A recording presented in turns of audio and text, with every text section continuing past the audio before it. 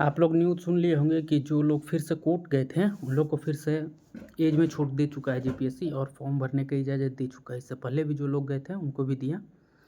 लेकिन जो इसमें सबसे बड़ा बात है ना कि जेपीएससी रिफ़ॉर्म कर रही है, मतलब कि अपने प्रोसेस को कंटिन्यू करना चाहती है, या फिर मतलब इसमें जिस तरह के जितना तरह का डिस्प्यूट है उसको अपने साथ लाना चाहती है।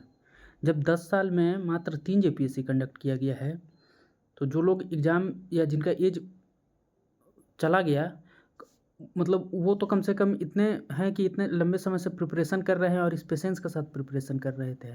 इसमें तो जो एप्लीकेंट हैं उनका तो कोई दोष नहीं था कि आप 5-5 साल तक कोई एग्ज़ाम कंडक्ट नहीं करवाइए। ये तो जो अभी एग्ज़ाम लिया जा रहा है ना, ये भी बहुत बड़ा बात है कि 2 साल या 3 साल में लिया जा रहा है। नहीं तो जो इसका कंट्रोवर्सी रहा है, मतलब जेपीएससी फर्स्ट से लेकर के कंट्रोवर्सी रहा है।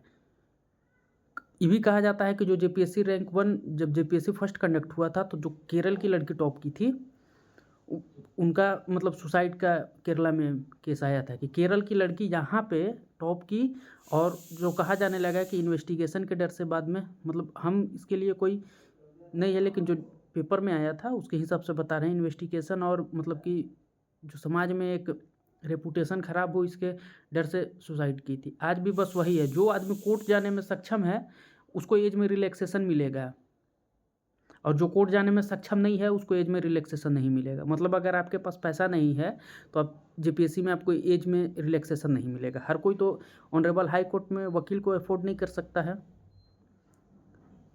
मतलब कि और उसके बाद भी जो जा रहा है कोर्ट उसको मिल रहा है, जो नहीं जा रहा है उसको नहीं मिल रहा। 10 साल में 3 जेपीएससी कंडक्ट करवाए, इसका जो अकाउंटेबिलिटी है किसका है? और गवर्नमेंट की तरफ से भी सीधा-सीधा रुख नहीं आया हुआ है। आज लास्ट डेट है जेपीएससी का फॉर्म भरने का। आज मिला है और आज रात को हो सकता है कि फॉर्म भरने के लिए जिनको ऑनरेबल हाई कोर्ट से मिला है, वो भी सुन रहे हैं कि का तो ऑफलाइन उन लोग का एप्लीकेशन लेगा। तो ये सीधा दिखा रहा है कि जिसमें अगर आप में क्षमता है तो आप कोर्ट के थ्रू जाइए और कोर्ट के थ्रू अब लड़ कर के और फॉर्म भर सकते हैं।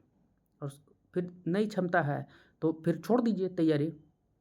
यहाँ पे सरकार को मालूम है, सब मालूम है सरकार को। ये भी नहीं है कि सरकार को मालूम नहीं है, विचार कर रहे हैं, क्या विचार कर रहे हैं?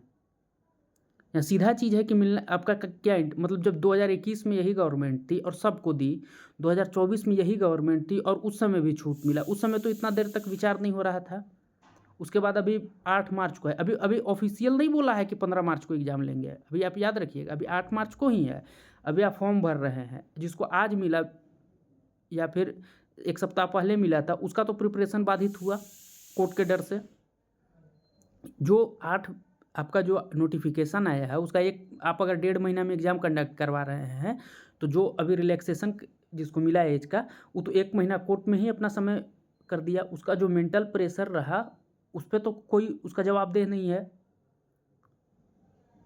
इसका जो अब अगर आप कोर्ट जा सकते हैं तो कोर्ट जा कर के ठीक करवाइए, नहीं कोर्ट जा सकते हैं तो मत करवाइए।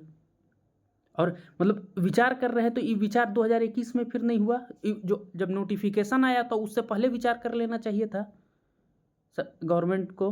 अगर इसको सरकार अपनी उपलब्धि में जुड़ाएगी ना भाई कि एक जेपीएससी कंडक्ट करवाए हैं, तो उसमें भी तो इसको विचार करना चाहिए था।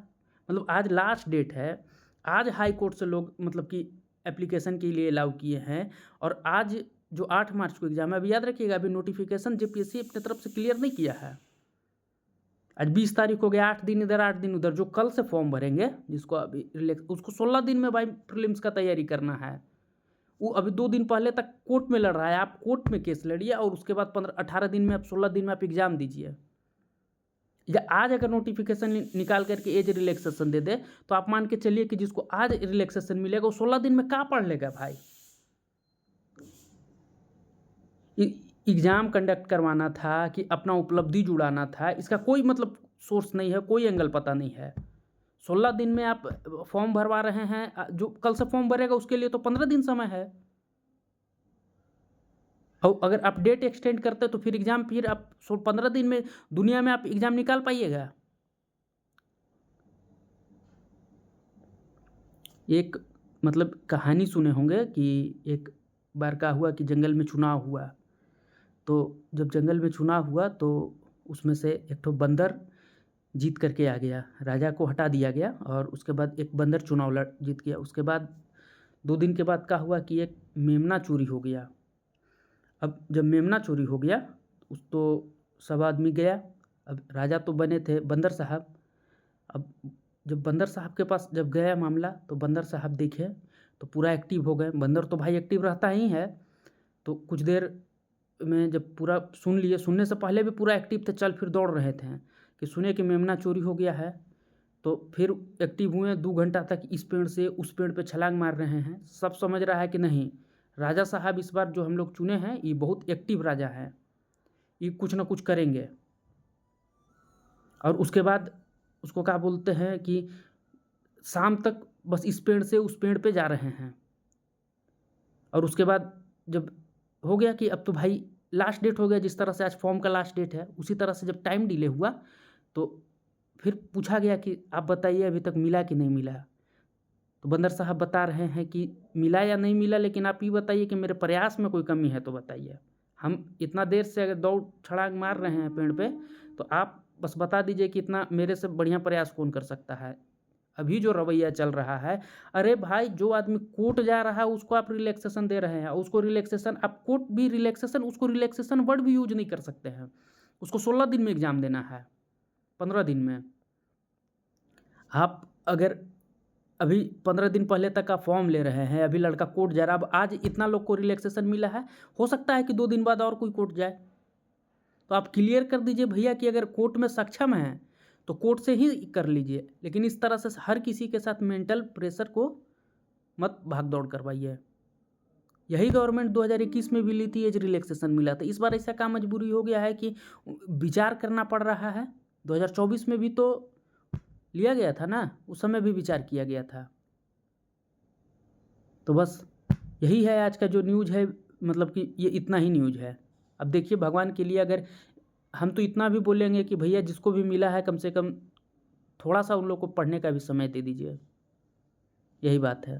बाकी आप लोग सब समझदार हैं, आप लोग मतलब हम तो इसको कम से कम जेपीएससी में जो रिफॉर्म नहीं ही कहेंगे कि इतना कंट्रोवर्सी के साथ आप रिफॉर्म का मतलब नहीं है कि आप 15 दिन में एग्ज़ाम ले लीजिए।